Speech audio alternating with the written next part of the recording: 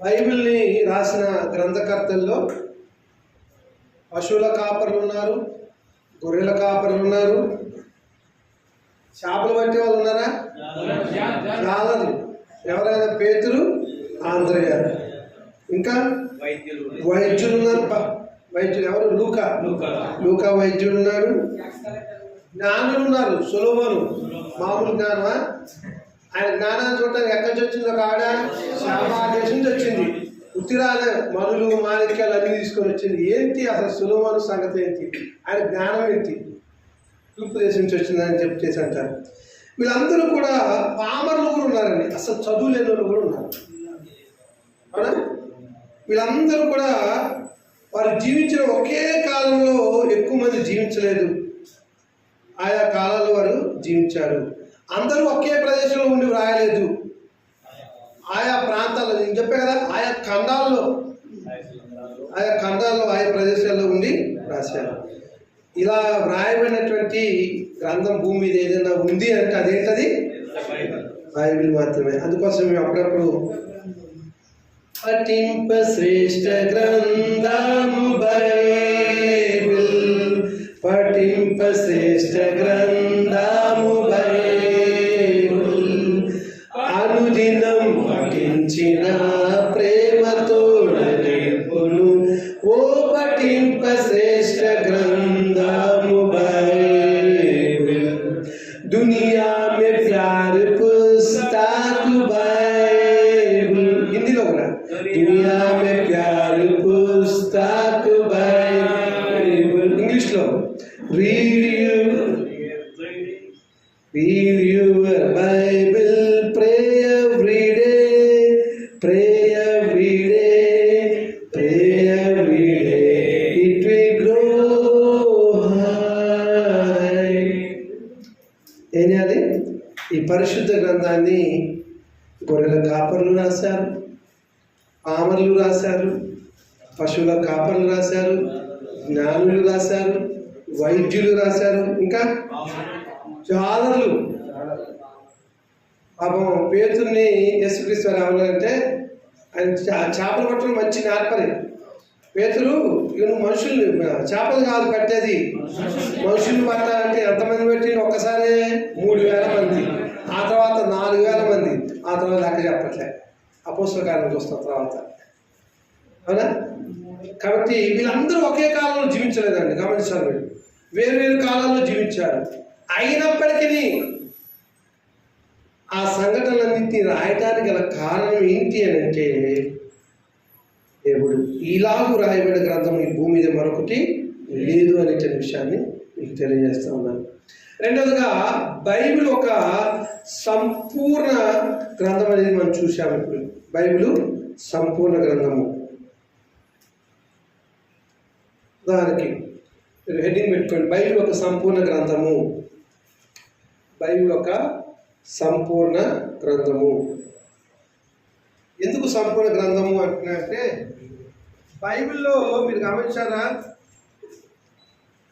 చాలామంది గ్రంథాలు ఎలా ఉంటాయంటే మంచి మంచి విషయాలు రాస్తారు.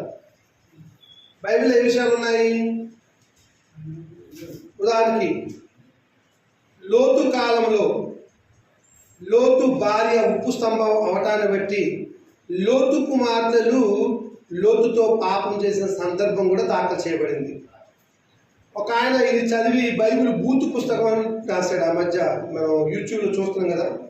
అంటే అక్కడ జరిగిన రియల్ వాస్తవంగా అక్కడ జరిగినటువంటి విషయం ఏంటంటే, లోతు భార్య లేకపోవటము, తర్వాత ఆ సొదొమ గొమొర పట్టణాన్ని నాశనం గావించబడటాన్ని బట్టి, లోతు కుమార్తెలకు వివాహం అవడానికి పురుషులు లేకపోవడాన్ని బట్టి, సర్వలోక మర్యాద చెప్పిన పిల్లలు కావాలని చెప్పేసి అటు మోయాబుల్ని,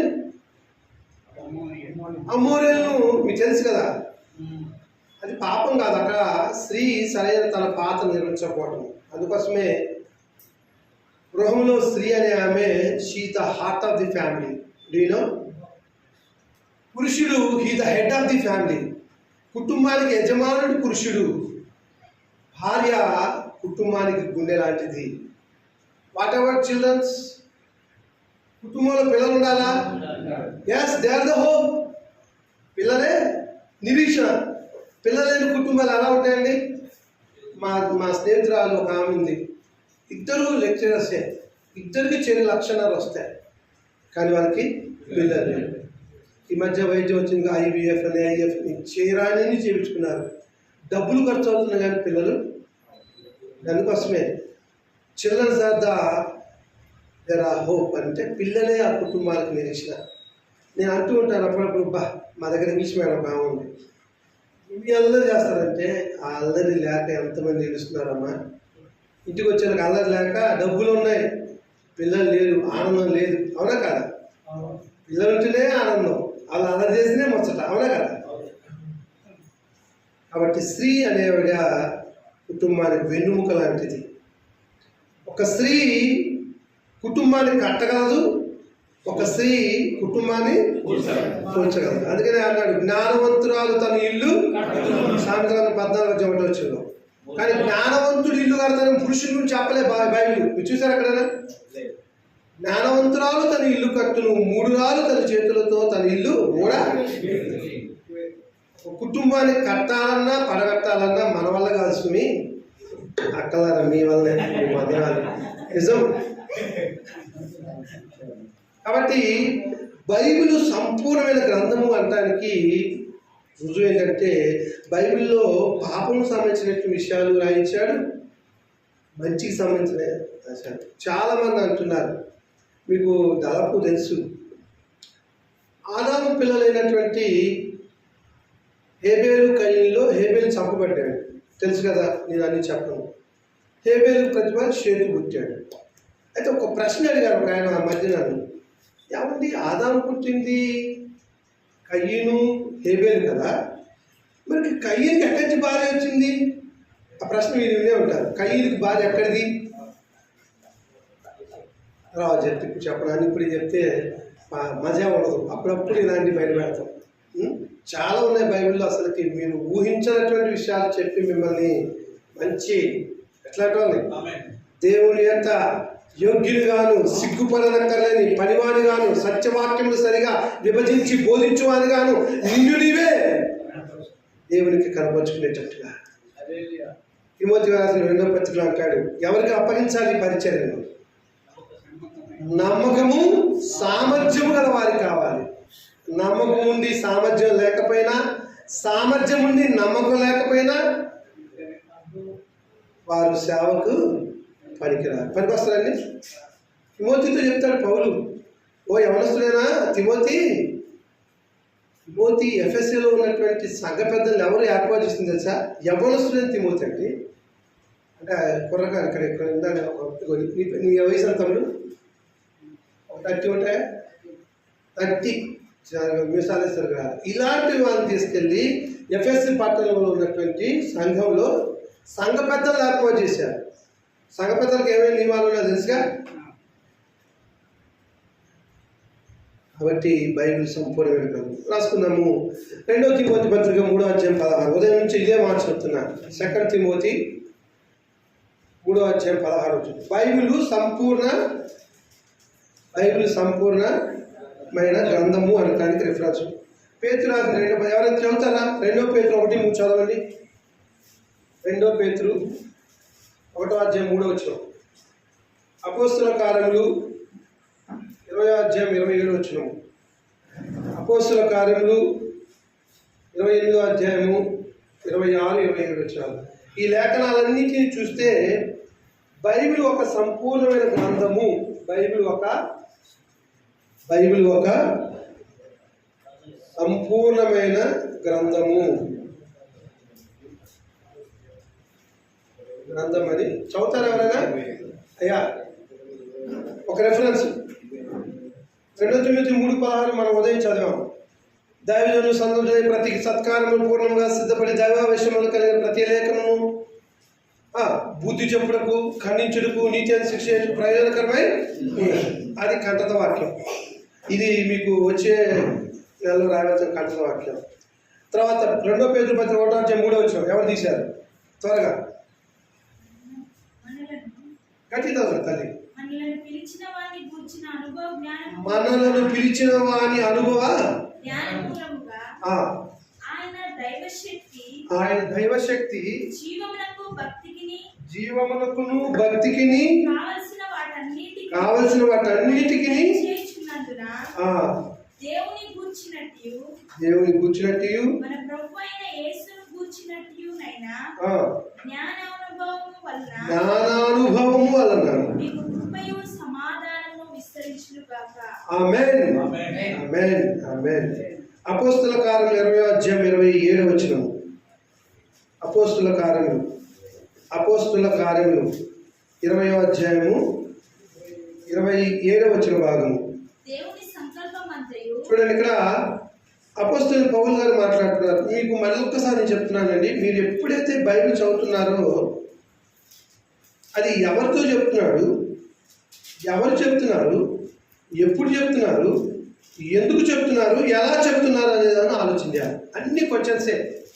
అలా చదివితేనే మనకు బైబిల్ అర్థమైంది. ఇప్పుడు 20వ అధ్యాయం 27వ వచనం మాట్లాడుతున్నది ఎవరు? పౌలు గారు మాట్లాడుతున్నాడు. ఏమంటాడు ఇక్కడ? దేవుని సంకల్పమంతయు మీకు తెలపకుండా నేనేమీ మేము కూడా దాచుకోం. దేవుని సంకల్పాన్ని సంపూర్ణంగా తెలియజేస్తాం. దేవుని చిత్తం ఏంటో, ఎలా జీవించాలో, ఎలా బ్రతకాలో, ఎలా బోధించాలో, ఎలా బోధించకూడదో కూడా అన్నీ ఆయన సంకల్పాన్ని పరిపూర్ణంగా మేము చెప్తాము. ఇంకా ఏమంటాడు ఇక్కడ? అపోస్తల కార్యం 28వ అధ్యాయం చూడండి, చివరి అధ్యాయము 26-27 వచనాలు ఏమంటాడు ఇక్కడ? మీరు వినుమట్టుకు విందురు కానీ గ్రహింపలే, చూచుట మట్టుకు చూతురు కానీ ఈ ప్రజల వద్దకు వెళ్ళి చెప్పుము. ఈ ప్రజలు కన్నులారా చూచి చెవులారా విని మనసారా గ్రహించి నా వైపు తిరిగి నా వలన స్వస్థత పొందుకున్నట్లు వారి హృదయము ఏదట ఉన్నది, వారి చెవులతో మందంగా విని కన్నులు మూసుకొని ఉన్నారని పరిశుద్ధాత్మ యేషయా ప్రవక్త ద్వారా మీ పితరులతో చెప్తున్నారు. ఇదే మాట చదువుతామండి. ఈ ప్రజలు కన్నులారా చూచి చెవులారా విని మనసారా గ్రహించి నా వైపు తిరిగి నా వల్ల స్వస్థత పొందుకున్నట్లు వారి హృదయం క్రొవ్వినది అనేటువంటి మాట ఎక్కడ చూస్తాం? అక్కడే ఉంది. ఏ ప్రవక్త రాశారు? యెషయా ప్రవక్త చెప్పింది, వాళ్ళు ఇక్కడ చెప్పాడు. నేను ఎక్కడో చెప్పాలి దాన్ని ఇక్కడ అన్నాడు కదా, మళ్ళీ చెప్తే మీరు అనుకుంటున్నారు. ఈ లేఖనాలను చూసినట్లయితే Bible is the perfect book, సంపూర్ణమైనటువంటి గ్రంథము అనేటువంటిది. మరలా చెప్తున్నాను, మొదటి గ్రంథమైన ఆదికాండము సృష్టి ఆరంభంతో ప్రారంభమైంది, అవునా? తర్వాత చివరి గ్రంథమైనటువంటి ప్రకటన గ్రంథము సృష్టి అంతముతో, సృష్టి అంతం ఏమవుతుంది? ముగుసుకుంటుంది. అంత మాత్రమే కాదు, బైబిల్ నిత్యత్వం నుంచి నిత్యత్వం వరకు గల సంగతులు నడుస్తుంది. నిత్యత్వం అంటే ఈ సృష్టియే సృష్టించకుండా సృష్టికి ముందు నిత్యత్వంలో ఎవరున్నారు? తండ్రి అయిన దేవుడు ఉన్నాడు, కుమారుడైన దేవుడు ఉన్నాడు, పరిశుద్ధాత్మ దేవుడు ఉన్నాడు, వేవేల దేవతలు సృష్టికి ముందు. తర్వాత సృష్టి అంతం తర్వాత కూడా ఎవరు ఉంటారు?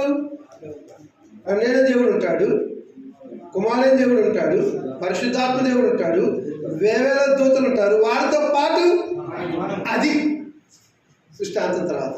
ముందు లేవు, ముందు దేవుల్లో ఉన్నాం కానీ ఈ రూపంలో లేవు. ఇప్పుడు దేవునితో ఉండాలి. ఇది దైవికమైన కుటుంబం అంటారు. ఏ కుటుంబం అంట? దైవికమైన కుటుంబం. ఈ దైవికమైన కుటుంబంలో నీవు నేను మనం పాలివాసులు కావాలంటే మన జీవితము దేవుని కోసం, దేవుని కొరకు బ్రతకాలి, దేవుని చిత్తాన్ని జరిగించాలి. సరే, ఆ తర్వాత మనం ఏం చూడబోతున్నామంటే బైబిల్ దేవుని గ్రంథం అనడానికి ఆధారాలు, ద ఎవిడెన్సెస్. బైబిల్ దేవుని గ్రంథం అంటకు ఆధారాలు సైంటిఫిక్గా చూపిస్తాను, శాస్త్రీయ పద్ధతిలో, పురావస్తు పద్ధతిలో చూపిస్తాను. బైబిల్ దేవుని గ్రంథం అంటకు గల ఆధారాలు. బైబిల్ దేవుని గ్రంథం అంటకు ఆధారాలు, ఎవిడెన్సెస్ అండి. దేవుని చిత్తం అయితే మరొకసారి ఇంటర్నల్ ఎవిడెన్స్, ఎక్స్టర్నల్ ఎవిడెన్స్ అని ఉంటాయి. బైబిల్ కంప్లీట్గా పక్కన పెట్టి దేవుడు ఉన్నాడని రుజువు చేస్తాము. దేవుడు ఉన్నాడని రుజువు చేస్తాము. మీరు ఎప్పుడైనా ఆలోచన చేశారా? బైబిల్ పక్కన పెట్టి దేవుడు ఉన్నాడని ఎప్పుడైనా రుజువు చేయడానికి ప్రయత్నం చేశారా? చాలా ఈజీగా చేయొచ్చు. బైబిల్ పక్కన పెట్టి ఆ దేవుడు ఎవరో కూడా చెప్పవచ్చు. దేవుడు ఉన్నాడని రుజువు చేయొచ్చు. మంచి హార్డ్ టైంలో ఉన్నాం, అలాంటి చెప్పను. సరే, మీకు బైబిల్ దేవుని గ్రంథం అనే ఆధారంలో నెంబర్ 1 రాసుకోండి. బైబిల్ మానవ జ్ఞానం మించిన జ్ఞానం కలిగినది. బైబిల్ మానవ జ్ఞానమునకు మించిన బైబిల్ మానవ జ్ఞానమునకు మించిన జ్ఞానం గలది. అందులో నెంబర్ 1 విజ్ఞాన శాస్త్రపరమైన ఆధారాలు. విజ్ఞాన శాస్త్రపరమైన ఆధారాలు. ఒకవేళ ఎవరైనా రాసుకోకపోతే భయపడమాకండి. నేను చక్కగా మన గ్రూపులో మనందరిని యాడ్ చేసి గ్రూపులో నా లెసన్స్ అన్నీ పెడతా. మీరు రాసుకుంటారా, జిరా తీసుకుంటారా, మా వల్ల కాదంటే నన్ను ఏమని చూపిస్తాను. అని ఒకసారి మనం రాస్తే అంటే మైండ్లో నేను ఎక్కువగా 1-2 చదువుతాను, మళ్ళీ రాస్తా. నాకు ఒక్కసారి రాశానంటే ఈ బుర్రలో అట్లా ఫిక్స్ అయిపోతాయి. అసలుకే లెక్క ఉందిగా. సరే, విజ్ఞాన శాఖపరమైన ఆధారాలు. బైబిల్లో పేర్కొన్నటువంటి సైన్స్కి సంబంధించినటువంటి సంగతులు కొన్ని వేల సంవత్సరాల క్రితం పేర్కొనబడ్డాయి. ఈ సంగతుల్లో బైబిల్ రాయించాడు. నెంబర్ 1 విజ్ఞాన సంబంధించినటువంటి రక్తము. ఏమైంది ఇది? లేవికాండము 17వ అధ్యాయము 11వ వచనం. ఎవరు బాగా నోటి తెలిసిన మాట ఇది. రక్తము దేహమునకు ప్రాణం. తెలుసా మీకు? ఈ దేహం కనపడుతుంది. మనం బతుకున్నామంటే ఏంటి? మనలో ఉన్న ప్రాణం ఏంటి? రక్తమే. పొరపాటున బయటకు వెళ్తున్నాము, యాక్సిడెంట్ అయింది, లారీ వచ్చి గుద్దేసింది, వెనక తల పగిలిపోయింది, కింద పడిపోయాము, దేహంలో రక్తం అంతా బడబడబడ కారిపోయింది. ఎవరైనా మానవ హృదయం కలిగిన వాళ్ళు దగ్గర ఉండి తీసుకెళ్ళి 108 తీసుకెళ్ళి బతికిస్తారు. ఎవరు చూడలేదు. ఒక పావు గంటలో ఉన్న రక్తం సుమారు 5 నుంచి 5.5 లీటర్లు ఉంటుంది. మొత్తం ఏమైపోతాడు ఆ వ్యక్తి. కారణం ఏంటి? రక్తంలో ఏముంది? ప్రాణం ఉన్నది అని చెప్పేసి విషయాన్ని ఇది ఎప్పుడు చెప్పాడంటే మానవులో ప్రాణం ఉంది. అయితే అది ఏమైందంటే కొన్ని వేల సంవత్సరాల క్రితం ఆ విషయం తెలీదు. కానీ బైబిల్ చెప్తా ఉంది మనకి. క్రీస్తు శకం క్రీస్తు పూర్వం ఉంది కదా. క్రీస్తు శకము 1628లో విలియం హార్వే 1628లో ఏది క్రీస్తు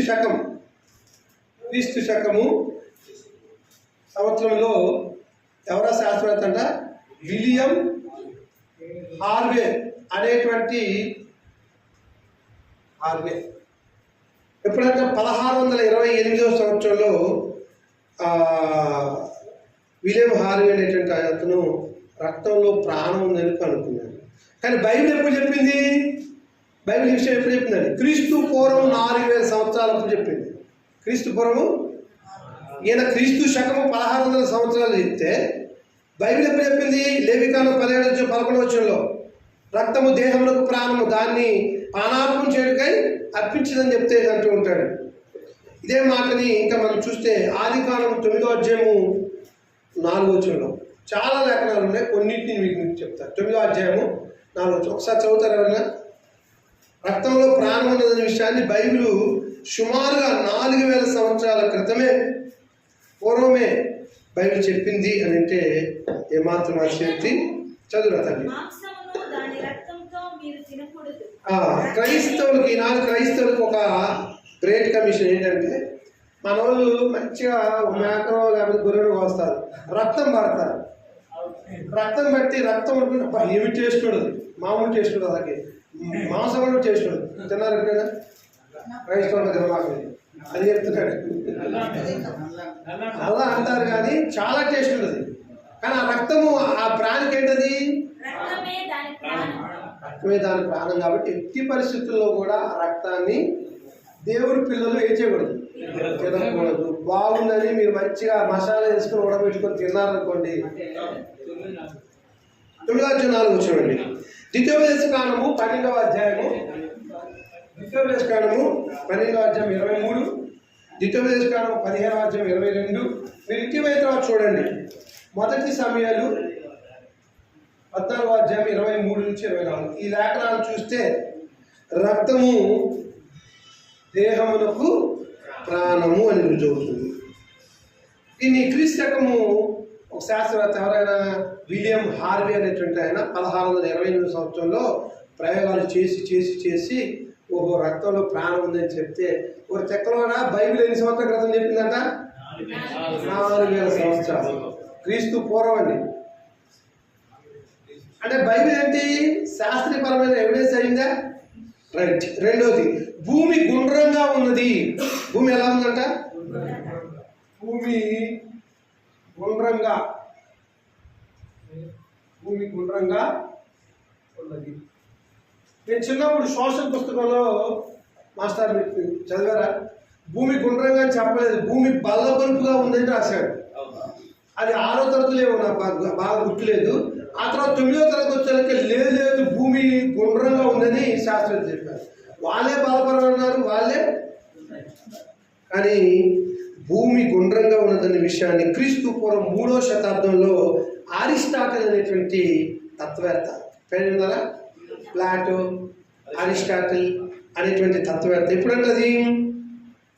క్రీస్తు పూర్వము 3వ శతాబ్దం. క్రీస్తు శకం రానున్నాయి. క్రీస్తు పూర్వము 3వ శతాబ్దం. 3వ శతాబ్దంలో అరిస్టాటిల్ అనేటువంటి ఆంగ్ల శాస్త్రవేత్త అరిస్టాటిల్ ఏం చేశాడంటే భూమి గుండ్రంగా ఉందని చెప్పాడు. కానీ బైబిల్ ఎప్పుడు చెప్పింది?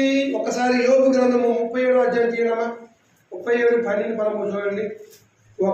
మరొకరు యెషయా గ్రంథము 40వ అధ్యాయము 22వ అధ్యాయం 22 వచ్చింది చూడండి.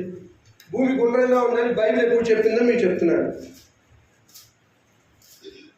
ఈ అరిస్టాటిల్ క్రీస్తుపురం 3వ శతాబ్దంలో భూమి గుండ్రంగా ఉందని చెప్తే కొంత శాస్త్రవేత్తలు కాదని వాదించారంట. లేదని చెప్పారు. ఆ తర్వాత క్రీస్తు శకం 16వ సంవత్సరంలో గెలీలియో శాస్త్రవేత్త, పేరేంటారా? చదువుకున్న వాళ్ళగా ఆ పేరు గెలీలియో అనే శాస్త్రవేత్త, మీరు మ్యాటర్ ఇస్తారబ్బా. గెలీలియో అనేటువంటి శాస్త్రవేత్త భూమి గుండ్రంగా ఉందని చెప్పేసి వారి వాదన కొనసాగించాడు. అయితే క్రీస్తు శకం 1522వ సంవత్సరంలో ఫెర్డినాండ్ మాజిలాన్ అనే శాస్త్రవేత్త, 1522వ సంవత్సరంలో ఫెర్డినాండ్ మాజిలాన్ అనేటువంటి శాస్త్రవేత్త భూమి గుండ్రంగా ఉందని ముగ్గురు వ్యక్తులు వాదుల మధ్య 1522లో మాజిలాన్ అనేటువంటి శాస్త్రవేత్త భూమి గుండ్రంగా ఉంది చెప్పింది. మరి బైబిల్ ఎప్పుడు చెప్పింది భూమి గుండ్రంగా ఉందని? ఏమండి యెషయా గ్రంథం 40వ అధ్యాయం తీసారా? యెషయా గ్రంథం అంటే క్రీస్తు పూర్వము 700 సంవత్సరాలకు. ఒకసారి లేఖనం చేయండి. ఏ లేఖనం చదువుతున్నారా?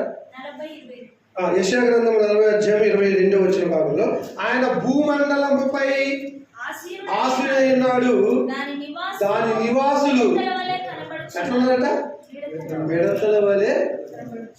భూమండలంపై ఉన్నాడంట, దాంట్లో నివసించే నివాసులు ఎట్లున్నారట? మిడతల వలె కనబడుతున్నారని చెప్పి అదే లేఖనాన్ని యోబు గ్రంథం 37వ అధ్యాయము 12, 13 వచ్చాను చూడండి. ఆయన వలన నడిపింపబడిన వారై నరులకు నివాస యోగ్యముగా ఉండు నిమిత్తము భూమి ఎలా ఉందట? భూగోళము అంటే అర్థమైంది భూమి గుండ్రంగా ఉంది. ఎన్ని సంవత్సరాల క్రితం అండి? క్రీస్తుకు పూర్వము 3500 సంవత్సరాలు. 3500 సంవత్సరాల క్రితము క్రీస్తు పూర్వము బైబిల్ చెప్పింది. బైబిల్ ఏమని చెప్పింది? భూగోళము అని చెప్పేసి చెప్పింది. తర్వాత మూడోది, భూమి శూన్యంలో వేలాడుచున్నది. భూమి శూన్యంలో వేలాడుచున్నది. 3వ పాయింట్ సైంటిఫిక్ రీజన్ చెప్తున్నాను మీకు.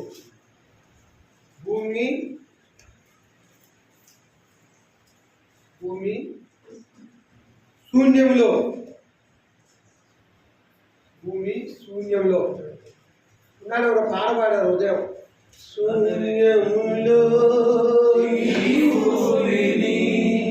వ్రేలాడదీసిన నా యేసయ్యా, నీకే స్తోత్రము, నీకే స్తోత్రము, నీకే స్తోత్రాలు చెప్పాలి, వందనాలు చెప్పకూడదు. మీరు మనుషులు చెప్పాల్సినేమో దేవుడు చెప్తున్నారు, దేవుడు చెప్పాల్సినేమో.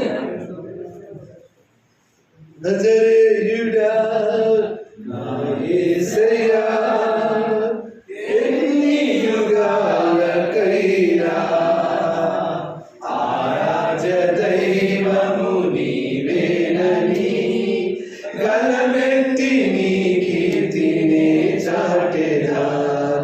నజరేయుడా నా యేసయ్యా, ఆకాశ గగనాలను నీ జానతో కొలచితివి, ఆకాశ గగనాలను నీ జానతో కొలచితివి. శూన్యములో ఈ భూమిని, శూన్యములో ఈ భూమిని వ్రేలాడదీసిన నా యేసయ్యా, వ్రేలాడదీసిన నా యేసయ్యా, నీకే స్తోత్రము, నీకే స్తోత్రము, నీకే స్తోత్రము, నీకే స్తోత్రము. వందనాలని మనుషులు చెప్పుకోవాలి. అంటే మనకు నేర్పిన అయ్యగారు అంతే ఉన్నారులే. దేవుడికి ఏమో వందనాలు చెప్తారు, మనకేమో ప్రయోజనాలు చెప్తారు. వాస్తవంగా దేవుడికి అది ఏం చెప్పాలి? ఆయన స్తోత్రాహుడు, స్తుతుల పైన. మరి ఆయనకి వందనాలు చెప్తే అట్లా? మీరు ప్రతి పుస్తకం పౌలు గారు రాసిన పత్రిక వెనక్కేదండి, అలానా అకులా కుటుంబము మీకు వందనాలు చెప్పారంట, ప్రిస్కిల్లా కుటుంబం చెప్పారంట వందనాలు. నేను ఏదైనా తెలుగులోనో కానీ ఇంగ్లీష్లో గ్రీకులో కూడా చూస్తామంట. గ్రీటింగ్స్ 1 to another అంటాడు, సాల్యూట్ యు అని అంటాడు. చాలా నేర్చుకుంటాను భవిష్యత్తులో. సరే, భూమిని శూన్యంలో వ్రేలాడుచున్నదని చెప్పేసి మూడో పాయింట్ అండి, సైంటిఫిక్ రీజన్, శాస్త్రీయపరమైనటువంటి రుజువులో క్రీస్తు శకము 1475 సంవత్సరంలో, క్రీస్తు శకము 1475 సంవత్సరంలో కొపర్నికస్ అనేటువంటి శాస్త్ర పేరేనారా? కొపర్నికస్ శాస్త్రవేత్త మరియు క్రీస్తు శకం 1648లో సర్ ఐజన్ న్యూటన్ తెలుసామా? యాపిల్ ఆయన అట్లా మన అక్కడ యాపిల్ చెట్టు పనుకుంటే యాపిల్ ఊడి కింద పడిందంట. మనం ఏమంటాం, భలే కింద పడిందని తీసుకొని తింటాం. ఆయన అట్లా తినలే. అసలు ఎందుకు కింద పడది అంటే రీజన్ చూడండి, ఎందుకు కింద పడదని చేసి ఆయన ఒక సిద్ధాంతాన్ని రూపకల్పన చేశాడు. ఏ సిద్ధాంతం అది? గ్రావిటేషన్ ఫోర్స్, భూమి ఆకర్షణ. మనం ఏంటి కింద పడింది కాబట్టి దాన్ని శుభ్రం కడుక్కొని దంచుకోవాలి. శాస్త్రవేత్తకి మనకు అది తేడా. ఈయన ఎప్పుడంటే 1648లో సర్ ఐజక్ న్యూటన్ అనే శాస్త్రవేత్త భూమి శూన్యంలో వేలాడుచుందని చెప్పాడు. కానీ అది అప్పటికే 3800 సంవత్సరాల క్రితము, క్రీస్తు పూర్వము ఎన్ని సంవత్సరాలు అంటండి? 3800 సంవత్సరాల క్రితము బైబిల్ ఏం చెప్తుంది? ఒకసారి చదవండి. యోబు గ్రంథం 26వ అధ్యాయము 7వ వచనము. భూమిని దేవుడు ఏం చేశాడంట? శూన్య మండలము పైని ఉత్తర దిక్కునున్న ఆకాశ విశాలములను. చాలండి, చూసారా ఎన్ని సంవత్సరాల క్రితము?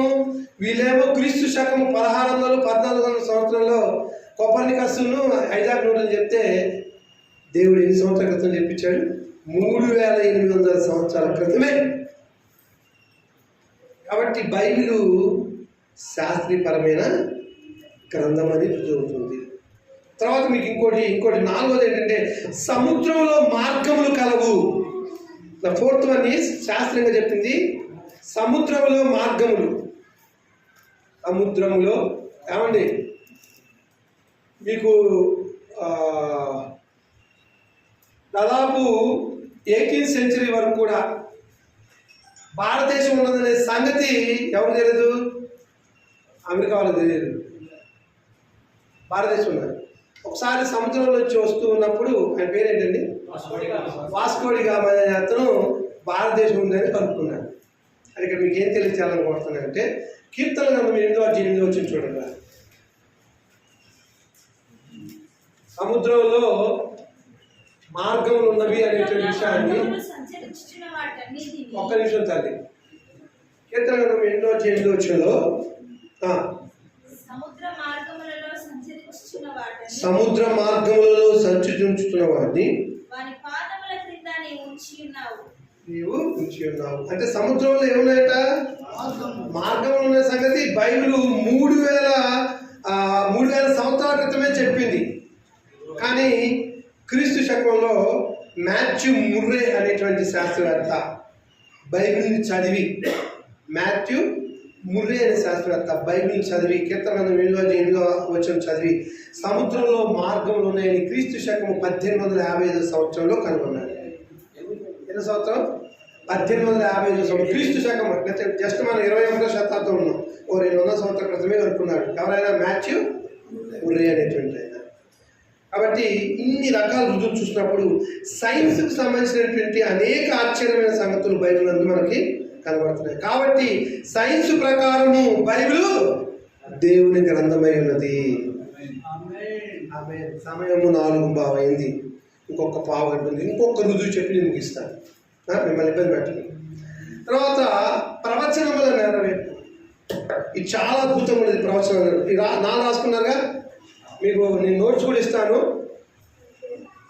ప్రవచనముల నెరవేర్పు. ఎవరికైనా ఒక ప్రవచనం గురించి చెప్తారా? మీకు తెలిసిన ప్రవచనం. నేను దానియేలు గ్రంథం నుంచి ఒక ప్రవచనం చెప్పాలనుకుంటున్నాను. ప్రవచనముల నెరవేర్పు. ఏమండి, బబులోను చక్రవర్తి అనేటువంటి నెబుకద్నెజరుకి ఒక కళ వచ్చింది. ఏంటా కళ? దూరా అనేటువంటి ప్రాంతంలో ఒక బ్రహ్మాండమైనటువంటి ప్రతిమను చూశాడు. అలాగన్నాడు. ఎవరైనా కళ? నెబుకద్నెజరు బబులోను చక్రవర్తిరా, తెలుసా? బబులోను చక్రవర్తి నెబుకద్నెజరు తెలుసా? దానియేలు గ్రంథం ఒకసారి మీరు చూసినట్లయితే ఇందులో బైబిల్ ప్రవచన గ్రంథము బైబిల్ నందు కొన్ని వందల సంవత్సరాల క్రితమే భవిష్యత్తులో జరగబోయేటువంటి సంఘటన గురించి ముందుగానే ప్రవచించిందండి బైబిల్. బైబిల్ నందు కొన్ని ప్రవచనాలు కలవు. దానియేలు గ్రంథము 2వ అధ్యాయం 31 నుంచి దానియేలు గ్రంథము 2వ అధ్యాయం 31 నుంచి 42 వరకు. ఈయన కన్న కళ ఏంటో నాకు బొమ్మలు గీయటం రాదు, కొంచెం ఊహించుకొని మీరు నాలాంటి బొమ్మలు గీస్తాను నేను. ఈయన ఒక మనిషి.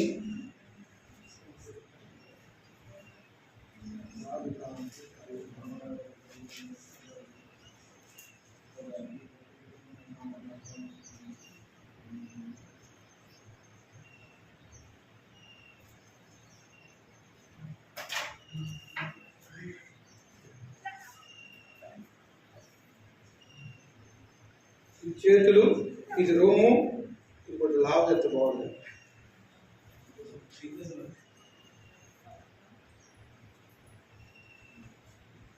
సరే, నాలాంటి రూపం అనుకున్నప్ప నాకు బొమ్మ ఇట్లా నిలబడినప్పుడు ఎట్లుంటాం? ఎప్పుడైతే ఒక కళగా ఉన్నాడు. ఆ కళలో ఒక బ్రహ్మాండమైనటువంటి ప్రతిమ కనపడింది. మీరు 2వ అధ్యాయం 31 నుంచి 45 వచనం వరకు చూసినట్లయితే ప్రపంచ చరిత్రను ప్రతిమార్చినటువంటి ఒక భవిష్యత్తులో జరగబోయే విషయాన్ని గురించి చెప్తున్నాడు ఇక్కడ. ఇది క్రీస్తు పూర్వము 606 సంవత్సరంలో ప్రవచించబడింది. ఎప్పుడంటే ఇది క్రీస్తు పూర్వము 606 సంవత్సరంలో. చక్కగా కళ అన్నాడు.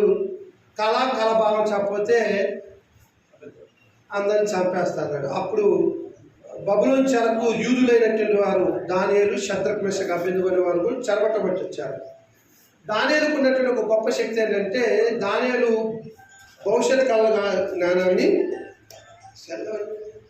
ఛాలెంజ్ పెట్టేగా నాలుగు టైం భవిష్యత్తులో జరగబోయే దాని గురించి ముందుగానే కలగన్నాడు.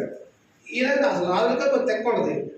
ఆయన చెప్పాడు, ఊళ్ళో ఉన్న మన వాళ్ళ సామ్రాజ్యంలో ఉన్నటువంటి మంత్ర వీళ్ళు ఉంటారు కదా, శకునుగాళ్ళు జ్ఞానులు అందరినీ పిలిచాడు. ఇగో నేను కలగన్నాను, ఆ కలవాలని చెప్పండి, చెప్పదు మిమ్మల్ని అందరినీ చంపేస్తాను. ఇది అక్కడ కథ చెప్తే ఎక్కడైనా చెప్తారు, కానీ అది ఇది చెప్పాలంటే మేము దేవుడు వాళ్ళకి ఒక్కొక్కరు గిరగలు ఆడుతున్నారు. అప్పుడు చెరకు తీసుకొని వచ్చారు దానియేలు తీసుకొని వస్తే దానియేలు ఏం చేశాడంటే, దానియేలు కళల యొక్క మర్మాన్ని చెప్పగలిగేటువంటి వాడు.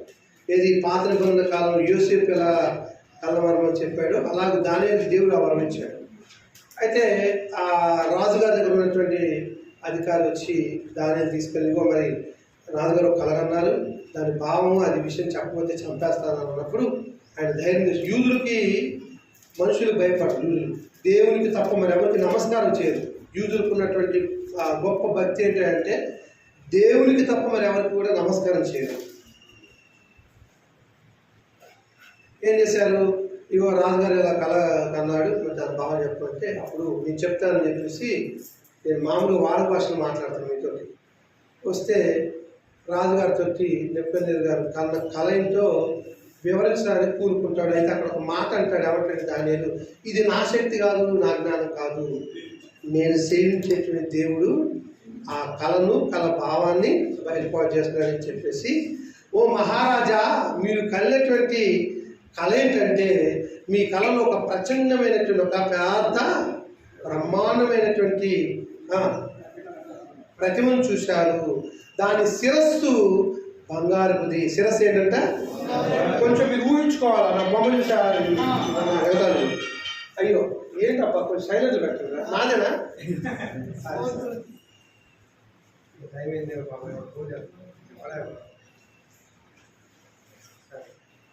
రావచ్చు. శిరస్సు ఎవరంట, ఈ శిరస్సు అనుకోండమ్మా, జుట్టేస్తలే. శిరస్సు ఏదంట, గోల్డ్, బంగారం. ఆ తర్వాత ఈయన కలగన్నాడు, భుజములు ఛాతి. భుజములు ఛాతి అనుకోండబ్బా, కొంచెం మీరు నా బొమ్మలు జాల్చుకోండి. ఇవి ఏంటంట, వెండి. భుజములు ఛాతి.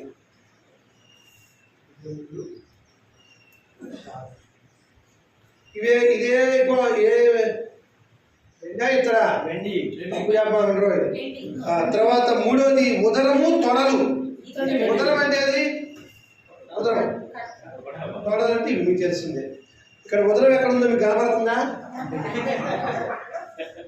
ఉదరము తొడ ఇదిగో ఇక్కడ ఉందండి, తొడ, ఇదిగో తొడ, ఉదరము తొడ, ఉదరము తొడ. ఇదే అది ఎత్తడి కదా.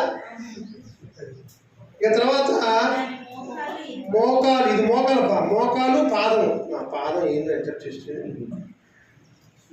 మోకాళ్ళు పాదము. అంతేమో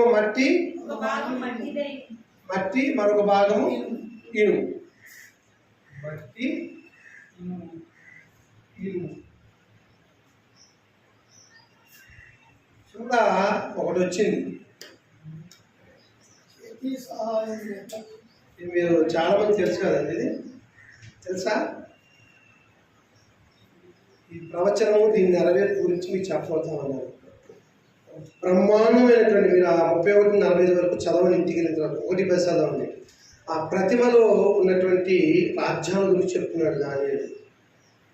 అయా బంగారు శిరస్సు ఎవరో కాదు, నీవే. అంటే నెబుకద్నెజరు, బబులోను చక్రవర్తి సామ్రాజ్య నేత ఎవరైనా నెబుకద్నెజరు. ఆ రాజ్యం తర్వాత మరొక రాజ్యం వేసింది, అది భుజములు ఛాతిని చూపిస్తుంది, వెండి. ఇదే రాజ్యం అంటే భుజములు ఛాతి, మాదీయ పారసీక సామ్రాజ్యం. మాదీయ పారసీక. అహర్షరోషు, ఇంకో అతని పేరేంటి, దర్యావేషు. అహర్షరోషు, దర్యావేషు అనే వారు భుజములు ఛాతి చుట్టూ బబులోను సామ్రాజ్యంలో వచ్చింది. ఆ తర్వాత ఉదరము తొడలు ఇత్తడి మూడో రాజ్యం లేచింది. మూడో సామ్రాజ్యం అలెగ్జాండర్ ది గ్రేట్, గ్రీకు సామ్రాజ్యం వచ్చింది. మీకు తెలుసు గ్రీక్ సామ్రాజ్యం ప్రపంచాన్ని మొత్తం గడగడలాడించి భారతదేశానికి వచ్చి పురుషోత్తముడి మీద ఓడిపోతాడు. దాదాపు పురుషోత్తముడిగా ఆయన చూపిన ధైర్య సాహసాలకి తోక ముడిచి నీ దేశం వద్దు బాబు నువ్వు ఉంచుకొని వెళ్ళిపోతాడు. ఎవరైనా మూడో సామ్రాజ్యం గ్రీక్ సామ్రాజ్యం. ఆ తర్వాత వచ్చిన సామ్రాజ్యం నాలుగోది మోకాలు పాదంతో ఉంది. అది కొంత మట్టి కొంత ఇనుము. ఇది రోమా సామ్రాజ్యం. ఇది రోమా సామ్రాజ్యం. చూసారా, ఆ ప్రతిమలో ఉన్నటువంటి 4 ప్రచండమైనటువంటి సామ్రాజ్యాన్ని చూపిస్తూ ఉన్నాడు. మొట్టమొదటిది బంగారం, శిరస్సు బంగారం ఉన్నాడు, అది బబులోను సామ్రాజ్యం, దాని అధినేత నెబుకద్నెజరు. రెండవది భుజము ఛాతి అన్నాడు, అది వెండితో చూపించాడు, అదే సామ్రాజ్యము మాదీయ పారసీక సామ్రాజ్యము. అహర్షరోషు దర్యావేష్ అనే వారు పరిపాలించారు, 2 రాజులు పరిపాలించారు. ఆ తర్వాత వచ్చిన మూడో రాజ్యం చూసారా, అది ఉదరము తొడను చూపించింది, ఇది ఇత్తడితో పోల్చాడు, గ్రీకు సామ్రాజ్యం అలెగ్జాండర్ వచ్చాడు. ఆ అలెగ్జాండర్ కూడా వాడగొట్టి యేసుక్రీస్తు వారు పుట్టే దినాల్లో వచ్చింది రోమా సామ్రాజ్యం. అది మోకాళ్ళు పాదము మట్టి ఇనుము. ఆ తర్వాత మీరు అక్కడ చదివితే చేతి సహాయం లేని చిన్న రాయి వచ్చి పైన చెప్పిన రాజ్యములన్నింటినీ పగలగొట్టి అది మాత్రమే సర్వభూతలమంతా వ్యాపించింది అని చెప్పేసి అంటాడు. సర్వభూతలమంతా వ్యాపించింది అంటాడు. చూసారా, చేతి సాయం చిన్న రాయి ఎవరది? యేసుక్రీస్తు వారు. దానియేలు గ్రంథము 2వ అధ్యాయం 44 వచనంలో ఆ రాజుల కాలంలో పరలోకమందున్న దేవుడు ఒక రాజ్యమును స్థాపించును, దానికి అన్నిటికీ నాశనము కలగదు, అది దాన్ని పొందిన వారికి తప్ప మరి ఎవరికి చెందదు అని చెప్పేసి అన్నాడు. గుర్తుందా? అది చాలా ప్రవచనాత్మక రాజ్యము. ఆ రాజ్యం ఏంటంటే ఈ 4 రాజ్యాల చివరను వచ్చినటువంటి చేతి సహాయం లేనటువంటి చిన్న రాయి పైన చెప్పిన రాజ్యములన్నింటి తుత్తునియాలుగా చేసి ఆ చేతి సాయం రాయే సర్వభూతలమంతా వ్యాపించిందంట. రాజ్యం ఏంటో తెలుసా? యేసుక్రీస్తు వారి యొక్క రాజ్యం. దాని గురించి భవిష్యత్తులో మనం నేర్చుకుంటాం.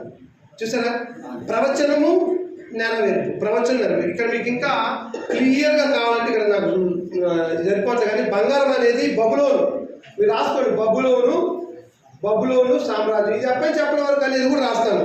క్రీస్తుపురము 626 నుంచి 539 వరకు. క్రీస్తుపురము 620. క్రీస్తుపురం అంటే వెనక నుంచి ముందుకు వస్తూ ఉంటుంది. 620 తర్వాత 500, 400, 300, 200, 0 అట్లా బబులోను సామ్రాజ్యం. తర్వాత భుజములు ఛాతి విధానంగా మాదీయ పారసీక సామ్రాజ్యం. ఇది క్రీస్తుపురము, ఇది మాదీయ పారసీక సామ్రాజ్యము. ఇది క్రీస్తుపురము, అన్ని క్రీస్తుపురాలే నాన్న. క్రీస్తుపురము 539 నుంచి 331 వరకు వచ్చింది. తర్వాత మూడోది గ్రీకు సామ్రాజ్యం. ఏంటిది? గ్రీకు సామ్రాజ్యం అలెగ్జాండర్ గారు పరిపాలించాడు. ఇది క్రీస్తు పూర్వము 331 నుంచి 168 వరకు. తర్వాత నాలుగోది ఇనుము, రోమా సామ్రాజ్యం. ఈ రోమా సామ్రాజ్యము క్రీస్తు పూర్వము 133 నుంచి, క్రీస్తుపురం 133 నుంచి క్రీస్తు శకము 476 వరకు రోమా సామ్రాజ్యం. ఇది చాలా మంది రోమాన్ని పరిపాలన చేశారండి. మీరు లూకాసు వార్త చూస్తే అగస్టియస్ అని, లూకాసు వార్త ఒకసారి చూద్దాము, ముగిస్తాను నేను. లూకా సువార్త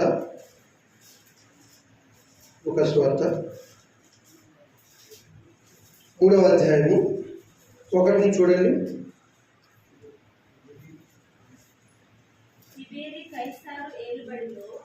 తిబేరి కైసరు ఏలుబడిలో 15వ సంవత్సరం ముందు యూదయాకు పొంతి పిలాతు అధిపతిగాను, గల్లియాకు హేరోదు చతుర్పాదిగాను, ఇతూరియా త్రకోనీతి దేశములకు అతని తమ్ముడైన ఫిలిప్పు చతుర్పాదిగాను, అబిలేనే దేశంలో లుసానియా అధిపతిగాను అన్నయ్య కయపు ప్రధానాధికారులుగాను ఉన్న కాలంలో అరణ్యంలో ఉన్న జకరియా కుమారుని యోహానుకు దేవుని వాక్యము.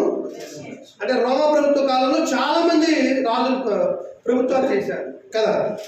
క్రీస్తు రోమా చక్రవర్తి అయినటువంటి సీజర్ అగస్టియస్ పరిపాలన కాలం జన్మించాడండి.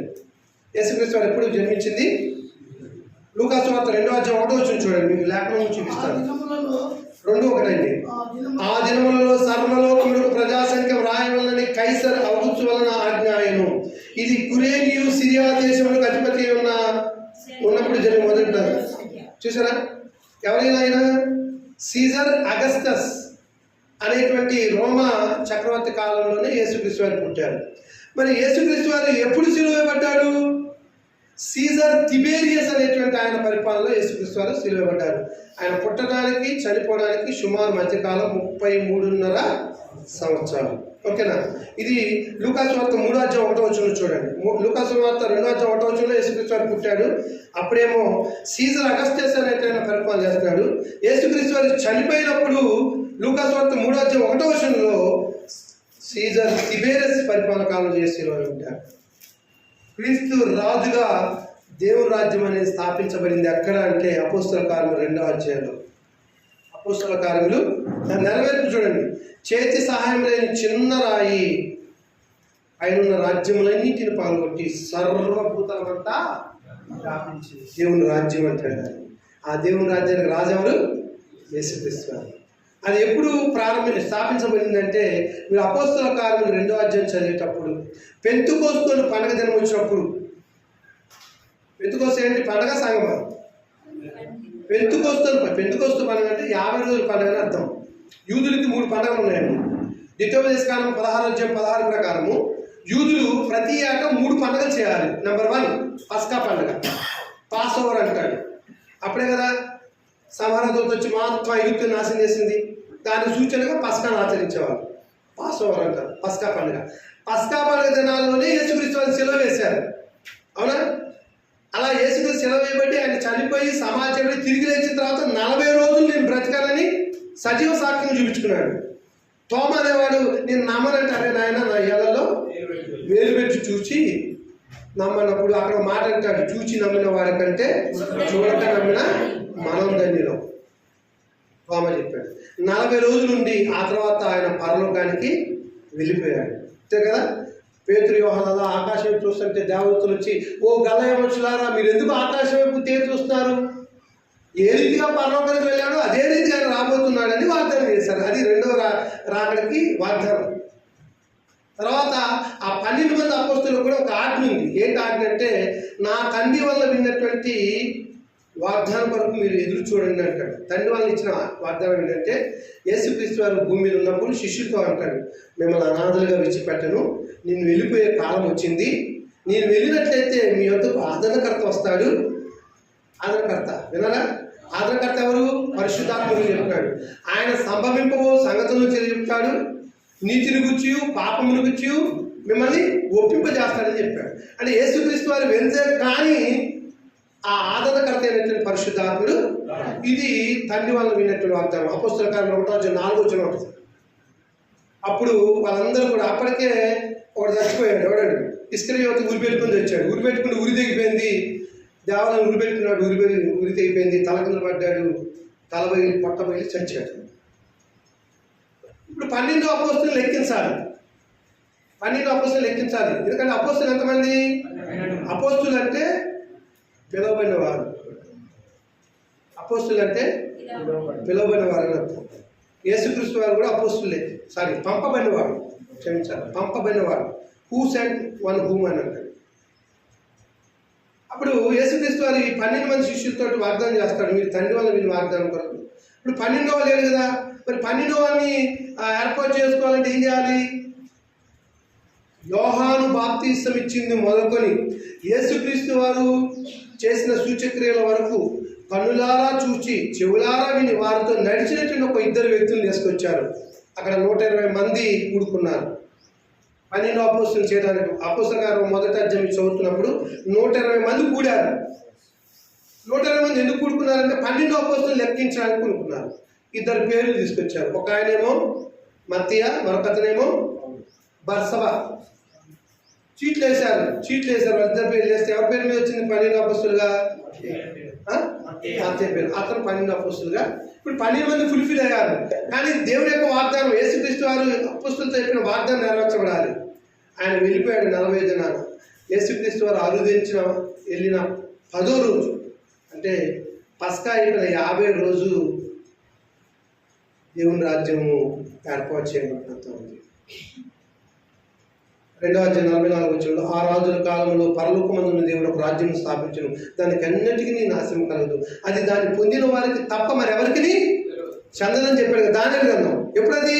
క్రీస్తు పూర్వం 600 సంవత్సరాలు ప్రవచించిన ప్రవచనము క్రీస్తు శకము 33వ సంవత్సరంలో నెరవేరబడిపోతా ఉంది. 2వ అధ్యాయం అపోస్తుల కార్యములు. పెంతెకోస్తు పండుగ దినం వచ్చినప్పుడు అపోస్తులు అందరూ అక్కడ కూడి ఉన్నారు. ఎంతమంది కూడుకున్నారండి అక్కడ? 120 మంది అనేవాళ్ళు చేతులు ఎత్తండి. 120 మంది అనేవాళ్ళు చేతులు ఎత్తండి. చాలా మంది ఇదే పొరపడుతున్నారు. 120 మంది కాదండి, అందరూ. అంటే పైన 120 మంది ఆ 12 అపోస్తులను ఎత్తించడానికి ఉన్నారు. కానీ వాస్తవంగా పరిశుద్ధాత్మ కుమ్మరింపు ఎవరికి ఇవ్వనటువంటి వాగ్దానము? 120 మందికా 12 మందికా? నేను ఏది నోటితో చెప్పను. రండి బైబిల్ చూడండి. అందరికి కాదండి బాబు. ఒకసారి అపోస్తల కార్యం 2వ అధ్యాయం చూడండి. చూసే ముందు 1వ అధ్యాయము మీరు చూస్తారా, 4వ వచనము. ఆయన వారిని కలుసుకొని ఇలాగ ఆజ్ఞాపించారు, మీరు యెరూషలేము నుండి వెళ్ళక నా వల్ల వీళ్ళ తండ్రి యొక్క వాగ్దానం కొరకు కనిపెట్టారు. ఎవరికి చెప్తున్నాడు? యేసుక్రీస్తు వారు. ఎవరు చెప్తున్నాడు? శిష్యులు చెప్తున్నాడు. శిష్యులు ఎంతమంది? 120 మంది కాదు, 12 మంది. ఇక్కడ 1వ అధ్యాయంలో మనం 120 మంది మేడలలో కూడుకున్నారు. ఎందుకు అని అంటే 12 అపోస్తులను ఎక్కించడానికి. నేను చెప్పేది నిజమా కాదని రూల్ అవడం కోసం మీకు లేఖనం చూపిస్తాను. 2వ అధ్యాయం రండి. పెంతెకోస్తు పండుగ దినం వచ్చినప్పుడు అందరూ ఒక చోట కూడి ఉండిరి. అప్పుడు వేగంగా వీచు బలమైన గాలి వెంట ఒక ధ్వని ఆకాశం నుండి అకస్మాత్తుగా వారు కూర్చున్న ఇల్లంతా నిండెను. మరియు అగ్ని జ్వాలల వంటి నాలుకలు విభాగించబడి వారి మీద ఒక్కొక్కరి మీద రాలగా వారు పరిశుద్ధాత్మతో నిండుకున్న వారే ఆ వాక్శక్తి వారికి అనుగ్రహించుకోవాలి. అన్య భాషల్లో ఇక్కడ చాలా మంది పొరబడేది ఏంటంటే 120 మంది మీదకి పరిశుద్ధాత్మ దిగాడని. కానీ వాగ్దానం ఎంతమందికి? 12 మందికి. వీరు 12 మందికి మీదకే వచ్చిందన్నారని మీరు చెప్తాను కొంచెం. ఇక్కడ జరిగినటువంటిది, యూదులందరూ ప్రపంచం మొత్తం స్కాటర్ అయ్యారు, అంటే చెదిరిపోయారు. వారికి ఉన్నటువంటి నియమం ప్రకారం, ద్వితీయోపదేశకాలం 16 ప్రకారము ప్రపంచంలో ఎక్కడ యూదులున్నా పస్కాను ఆచరించిన యెరూషలేము వచ్చి, పస్కా తర్వాత 50 పండుగ కదా పెంతెకోస్తు, మళ్ళీ దూరం పోయారంటే అప్పట్లో ఇప్పటిలాగా రైలు లేవు, విమానాలు లేవు, ఎటుపోయినా కాలినడక గాడి మీద పోలేక యెరూషలేములోనే కాపురం ఉండేవారు. అప్పుడు పెంతెకోస్తు పండుగ దినాన పరిశుద్ధాత్మ దేవుడు అగ్ని జ్వాలలు విభాగించబడినట్లుగా వారి మీద రాలినప్పుడు వారు అందరూ, అంటే 12 మంది పరిశుద్ధాత్మ వారి వాక్శక్తి అనిపించిన కొద్ది వారి మీద అన్య భాషల్లో ఇక్కడ దెబ్బతింటున్నారు. అన్య భాషలు అంటే అన్య భాషల్లో మాట్లాడేది అని చెప్పబడింది. అంటే అపోస్తుల మీద పరిశుద్ధాత్మ దిగినప్పుడు వారు ఏం చేశారు? అన్య భాషలో మాట్లాడారు. అక్కడికి 17 దేశాల నుంచి వచ్చారు యూదులు. ఒక దేశం కాదు, అక్కడ మీరు లెక్కేసుకోండి, 17 దేశాలు. అయితే ఇక్కడ వారు అన్య భాషల్లో మాట్లాడినప్పుడు జరిగినటువంటి గొప్ప ఆశ్చర్యకరమైన అద్భుతమైన విషయం ఏంటి తెలుసా? ఉదాహరణకి నాకు తెలుగు వచ్చు, ఇక్కడ ఉన్న బ్రదర్ తిమోతి గారికి ఇంగ్లీష్ వచ్చు, అక్కడ ఉన్న రామచంద్ర గారికి హిందీ వచ్చు, మీ పేరేంటి? సుధాకర్ గారికి ఉర్దూ వచ్చు. పరిశుద్ధాత్మ నా మీదకి వచ్చి నేను తెలుగులో మాట్లాడుతుంటే తిమోతి గారికి ఇంగ్లీష్లో అర్థమవుతుంది, రామచంద్ర గారికి హిందీలో అర్థమవుతుంది, సుధాకర్ గారికి ఉర్దూలో అర్థమవుతుంది. అంటే వారి వారి స్వభాషలో అర్థమైంది. అది అక్కడ గొప్ప జరిగింది. ఈనాడు భాషలు మాట్లాడుతున్నారు. నేను కూడా ఒకప్పుడు మాట్లాడాను. నాకు అర్థం కాలేదు, తెలుగు మాట్లాడాను. అర్థమైంది. ఇక్కడ ఒకసారి చదువుదాం. 2వ అధ్యాయము 4వ వచనంలో, అందరూ పరిశుద్ధాత్మ నిండిన వారే ఆ ఆత్మ వారికి ఆవశ్యకత అనుగ్రహించుకోవాలి అన్య భాషలో మాట్లాడసాగి. ఆ కాలంలో ఆకాశం క్రింద ఉండి ప్రతి జనంలో నుండి వచ్చిన భక్తి గల యూదులు యెరూషలేములో కాపురం ఉండేది. ఈ శబ్దం కలగగా జనులు గుంపులుగా కూడి వచ్చి ప్రతి మనుషుడు తన తన స్వభాషతో వారు మాట్లాడుతూ విని, జాగ్రత్త మళ్ళీ ఒకసారి చూడండి, ప్రతి మనుషుడు తన తన స్వభాషతో వారు మాట్లాడుతూ విని. అపోస్తులు వారు మాట్లాడిన భాష ఏంటంటే అరామిక్, గ్రీకు. కానీ 17 దేశాల నుంచి వచ్చారు. అక్కడికి కూడా వెళ్ళిపోయారు. అక్కడ వేరే అక్కడ భాష ఉంటుంది కదా. కానీ వారికి ఏమర్థమవుతుంది? వీరు అరామిక్ గ్రీకులో మాట్లాడుతుంటే వారి స్వభాషలో అర్థమైందంట. అర్థమైందని చెప్పింది. నేను తెలుగులో మాట్లాడుతుంటే హిందీలో అర్థమైంది నా తెలుగు మాటలు. ఇది పరిశుద్ధాత్మ యొక్క కార్యం. ఆయన గారికి ఏమో హిందీలో అర్థమవుతుంది తెలుగులో మాట్లాడు, ఈయన గారికి ఉర్దూలో. అలాగూ ఉన్న భాషల్లో 17 దేశాలు చూసిన వారికి వారి వారి స్వభాషలు వీరు మాట్లాడిన భాష అర్థమైంది. అది పరిశుద్ధాత్మ యొక్క కార్యం. అయితే 12 మంది మీదకే దిగి ఉన్నాడు అంటే రుజువు 14 వచ్చింది చూడండి. 14 వచ్చింది. అయితే పేతురు ఆ 11తో కూడా లేచి, ఎంతమంది? పేతురు ప్లస్ 11 మంది. ఎంతమంది అయ్యారు? 100? 12 మందే. 12 మందికే పరిశుద్ధాత్మలో బాప్తిసం పొందేటువంటి గొప్ప వరం ఉంది. అర్థమైందా? ప్రవచనము నెరవేర్పు. ఇంకా చాలా ఉన్నాయి. దేవుని చిత్తమైతే వచ్చే క్లాసులో ఆ ప్రవచనాలు నెరవేర్పుతోటి బైబిల్ దేవుని గ్రంథం అనే దాన్ని నేను క్లోజ్ చేస్తాను. ఎందుకంటే సమయం అయింది, 4:30 దాటింది, క్షమించాలి. ఇక్కడ ఏం చెప్పాను మీకు? ప్రవచనము నెరవేర్పు. బంగారమేమో బబులోను సామ్రాజ్యం, దాని అధినేతేమో నెప్పునేతులు. వెండేమో మాదియా పారసిక సామ్రాజ్యం, దాని అధినేతలు రాజు ఎవరు? అహర్షవేషు, దర్యావేషు. ఇంకా గ్రీకు సామ్రాజ్యము, దాని ఇద్దరితో పోల్చాడు. దాని సామ్రాజ్యం ఎంత? అలెగ్జాండర్.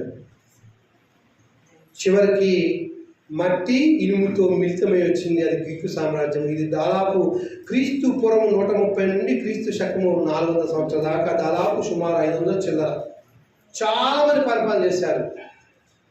ఇబేరియన్ కాలంలో చనిపోయాడు, అగస్టియన్ కాలంలో యేసుక్రీస్తు పుట్టాడు. ఇవన్నీ రుజువులు ఉన్నాయి. చేతి సహాయం అనేది చిన్న రాయి సర్వభూతలమైంది. దేవుని రాజ్యం అనేది ఆ పెంతెకొస్తు పండగ దినాన మొట్టమొదటిగా క్రీస్తు ప్రభువు వాగ్దానం చేసినటువంటి సంఘంలో అపోస్తులు మొట్టమొదటి సభ్యులు. ఆ తర్వాత పేతురు ప్రసంగం ద్వారా ఎంతమంది ఇందాక ఎవరు చెప్పారు అక్కడ అన్నది చెప్పారు. ఎంతమంది బాప్తిసం పొందారు అక్కడ? మూర్ఖులకు ఈ తరం వారికి వేరే రక్షణ పొందామంటే ఎంతమంది? 3000 మంది. ఇది దేవుని రాజ్యము. ఆ దేవుని రాజ్యానికి రాజు ఎవరు? నేను కాదండి, నేను అందులో ఒక సభ్యుని, మీరు కూడా అంతే. దేవుని రాజ్యానికి రాజు చూసారా? దానియేలు ప్రవచించిన ప్రవచనం యొక్క నెరవేర్పు అపోస్తుల కార్యములు 2వ అధ్యాయంలో నెరవేర్చబడింది. ఇంకా ఉన్నాయి, మీకు తర్వాత చెప్తాను. ప్రవచనం ఏంటంటే స్త్రీ సంతానము ఎవరు? అబ్రహాం సంతానము ఎవరు? దావీదు సంతానము ఎవరు? తర్వాత కన్యకు జన్మించింది ఎవరు? బెత్లెహేము. ఇవన్నీ ప్రవచనము నెరవేర్పు. వీటిని బట్టి బైబిల్ దేవుని గ్రంథం అని రుజువు. మీ అందరికీ దాన్ని తల వచ్చినట్లయితే ప్రార్థన చేసుకుందాము. సర్వశక్తిమంతుడా, సకల ఆశీర్వాదాలకి కారణముతుడా, మా జీవముల తండ్రి, మీ పరిశుద్ధమైన నామం బట్టి చల్లని సాయంకాలం వేళ మీ పిల్లలతో కలిసి తండ్రి కొద్దిసేపు బైబిల్ దేవుని గ్రంథము అనటానికి ఆధారాలను తండ్రి సైన్స్ పరంగా, ప్రవచన పరంగా చూపించడానికి మీరు నాకు ఇచ్చిన జ్ఞానాన్ని బట్టి మీ స్తుతులు చెల్లిస్తాము. కేవలం విలువారు మాత్రమే ఉండి మమ్మల్ని మేము మోసపుచ్చుకున్న వారంగా కాకుండా విన్నదాని ప్రకారము ప్రవర్తించడానికి మా సహాయం చేయండి. ఎంతోమంది సేవకులు మరి బైబిల్ నేర్చుకోవాలని ఆసక్తితో వచ్చారు నాయన. వారి ఆసక్తిని బట్టి మీకు స్తుతులు చెల్లిస్తున్నాము. మరి వారు బాగా నేర్చుకొని రాబోయే రోజుల్లో క్రీస్తు యొక్క రాజ్య సువార్తను ప్రపంచం మొత్తము చాటడానికి కావలసిన సామర్థ్యాన్ని, నమ్మకాన్ని మీరు దయచేయమని, ఇందుకొరకు వారి గృహాలను విడిచి, కుటుంబాలను విడిచి, పిల్లల్ని విడిచి మరి ఇక్కడ మా ప్రియులు మిఖాయేలు గారి ద్వారా ఉన్నటువంటి వారి ప్రార్థనా మందిరంలో కూడుకొని ఉదయం నుంచి ఎంతో ఆసక్తితో దైవ లేఖనాన్ని ధ్యానించి తిరిగి బిడ్డలు వెళ్ళనే ఉంటుండగా వారికి కావలసినటువంటి కాపుదలను దయచేయండి. పరిశుద్ధాత్మ దేవుని యొక్క శక్తి చేత నింపి ప్రతి ఒక్కరూ కూడా క్షేమకరంగా వారి గృహానికి చేర్చండి.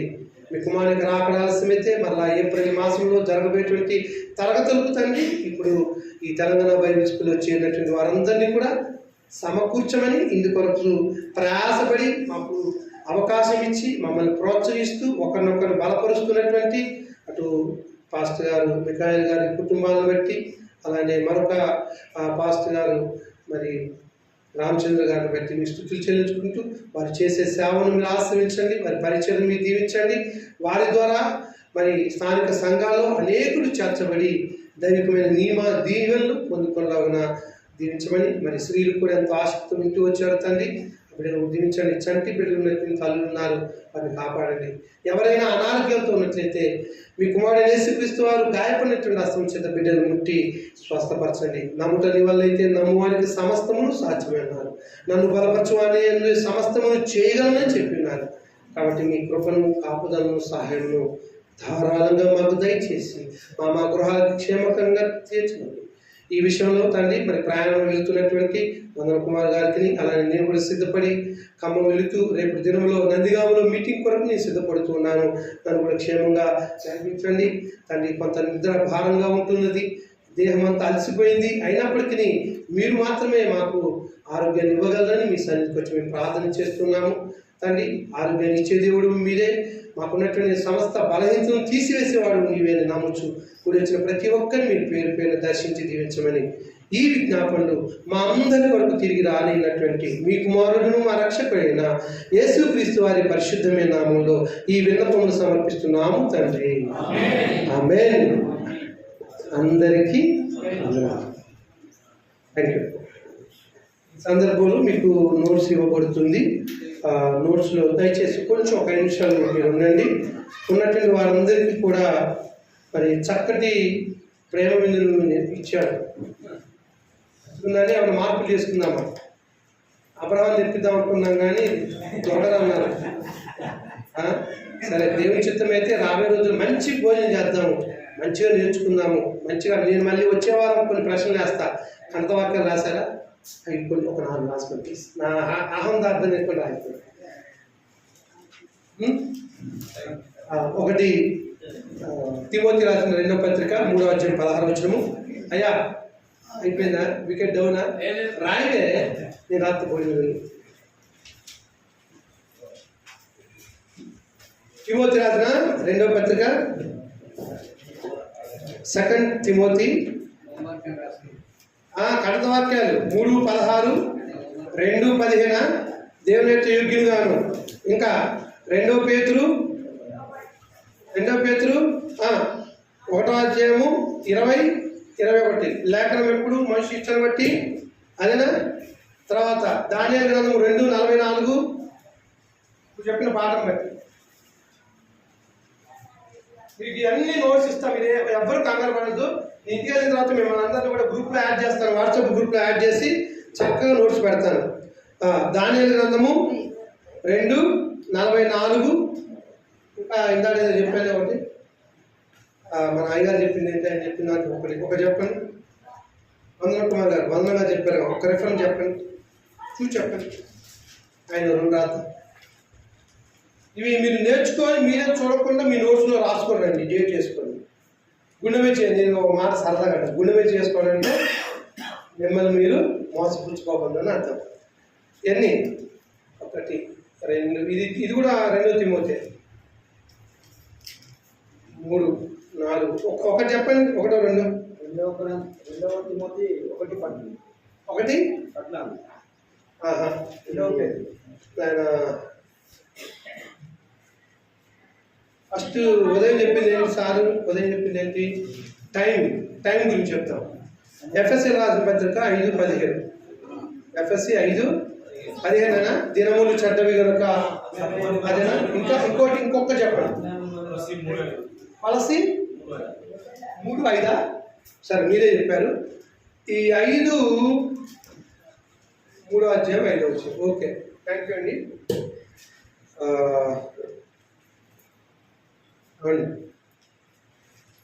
నోట్స్ తీసుకోండి. కొంచెం అందరూ ఉండండి, మేము వరుస పెట్టి మీ పేరు చదవండి అయ్యా. ఇంతటితోటి ఈరోజు తరగతులు ముగించబడ్డాయి. మేము అన్న ప్రకారము మళ్ళొకసారి మీకు గుర్తు చేస్తున్నాను.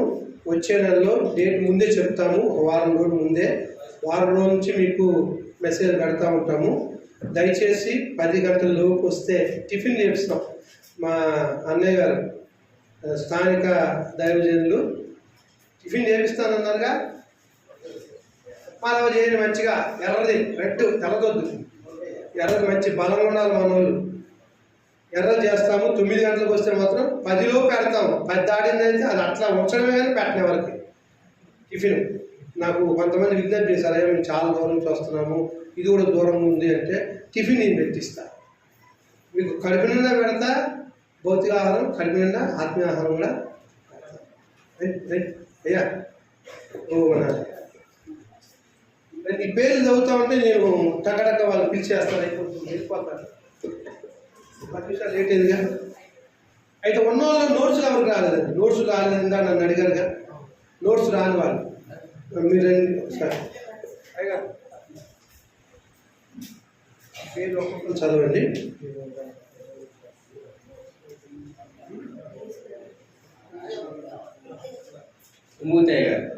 తిమోతి గారు ఒక్కసారి రండి. ఇంగ్లీష్ చదువుతారు, కాకపోతే ఒకసారి మీరు మీరు చదవండి. మందమరేగా ఏంటది? బీమారు 200 రూపీస్ అవుతుందా, ఎక్కువ అవుతుందా? కూర్చోండి. నెక్స్ట్ రవీంద్ర గారు. రవీంద్ర మందమరైనా మా రుణాలు ఇస్తాం, మనం చేసేది ఏం లేదు. అది మినిమం, మ్యాక్సిమం ఎక్కువ కొంచెం అడ్జస్ట్ చేస్తాం. రాజేంద్ర భీమారు. రాజేంద్ర గారు భీమవరం. మీరు అట్లా వచ్చారు, బడ్డాస్కి వచ్చారా? తర్వాత రామచంద్ర దయచేసి ఇవి కేవలం మీ ఖర్చుల మందం ఇస్తున్నామంటే. భూషణం గారు బెల్లంపల్లి. భూషణం గారు వందనాలు. సొలొమోన్ గారు రామకృష్ణపూర్ ఆర్కేపీ. దయచేసి రాజకుమార్ కొంచెం రెగ్యులారిటీ ఉండండి. మీకు అర్థమైనా మీకు చెప్పినా మీకు ఏమన్నా మంచిగా అనిపిస్తున్నాయా? రాజ్కుమార్ గారు బెల్లంపల్లి. తర్వాత పి నాగరాజు గారు. నాగరాజు